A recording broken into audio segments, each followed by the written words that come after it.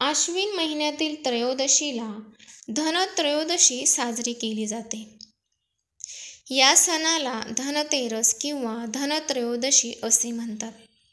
या दिवशी वैद्य धन्वंतरी याचा जन्म झाला. हा दिवस दिवाळी सुरू होण्यापूर्वी असतो. भारतीय संस्कृतीत आरोग्याला अधिक महत्त्व दिले जाते. आरोग्याला संपत्तीसोबतचे स्थान दिल्यामुळे नेहमी आरोग्य धनसंपदा असे म्हटले जाते. त्यामुळे दिवाळीत धनत्रयोदशीला महत्त्व देण्यात आले आहे. जाणून घेऊया याबद्दल. पौराणिक कथेनुसार धन्वंतरी हा भगवान विष्णूचा अवतार मानण्यात आला आहे. असे म्हटले जाते की समुद्र मंथनाच्या वेळी तो अमृताचा घागर घेऊन समुद्रातून बाहेर पडला होता. धन्वंतरी ही देवता म्हणून पूजली जाते. यामुळे आरोग्य, औषधाचे ज्ञान आणि दीर्घायुष्य प्रदान करते. प्राचीन काळात वैद्यकशास्त्र आयुर्वेदाशी संबंध जोडण्यात आल्यामुळे त्यांना आयुर्वेदाचे जनक म्हणून ओळखले जाते. पुराणात असे म्हटले जाते की धन्वंतरी यांची उत्पत्ती समुद्र मंथनाशी संबंधित आहे. यामध्ये देव आणि दानवांशी विविध दैवी शक्ती प्राप्त करण्यासाठी दुग्धसागर मंथन केले. समुद्र मंथनाच्या वेळी यातून अनेक गोष्टी बाहेर आल्या आणि त्यातून धन्वंतरीही एका हातात अमृताचे भांडे आणि दुसऱ्या हातात औषधी वनस्पती घेऊन समुद्रातून बाहेर पडली. असे म्हटले जाते की धन्वंतरी देव जे अमृताचे भांडे घेऊन बाहेर आले होते त्याची मागणी देव आणि दानवांनी केली होती, कारण त्यावेळी ते अमरत्वाचे वरदान देऊ शकते. भगवान धन्वंतरीचा अवतार आयुर्वेदाच्या सुरुवातीशी जोडलेला आहे, कारण त्यांनी यावेळी अनेक औषधांचे ज्ञान दिले. यामागे शरीर, मन आणि आत्मा यांचा समतोल साधून रोग टाळणे किंवा बरा करणे असा त्यांचा उद्देश आहे. यानंतर आपण बघूया दुसरी दंतकथा. लक्ष्मी आणि भगवान विष्णू यांच्या संदर्भात एक कथा सांगितली जाते. ती अशी की एकदा भगवान विष्णू मृत्युलोकी जात होते. त्यावेळी लक्ष्मीने त्यांच्यासोबत जाण्याचा आग्रह केला. त्यांनी लक्ष्मीला मी सांगीन तसे वागशील तरच तुला मी घेऊन जाईल असे सांगितले. त्यावेळी माता लक्ष्मी तयार झाली आणि दोघे भूमंडलावर पोहोचले. भगवान विष्णू यांनी यापुढे तू आता मी परत येईपर्यंत येऊ नकोस असे लक्ष्मी यांना सांगितले आणि ते दक्षिण दिशेकडे जाऊ लागले. लक्ष्मींनी विष्णू यांनी दिलेला शब्द मोडला.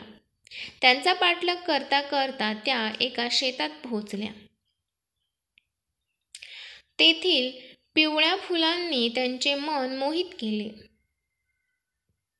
त्यांनी त्याचा शृंगार केला. त्यानंतर त्या ऊसाच्या शेतात पोहोचल्या.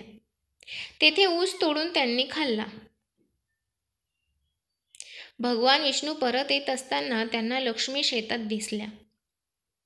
शेतातल्या शेतकऱ्यांच्या मेहनतीची कमाई तोडून खाताना पाहिल्यामुळे भगवान विष्णू क्रोधित झाले. त्यांनी लक्ष्मी मातेला श्राप देत ते क्षीरसागरात निघून गेले.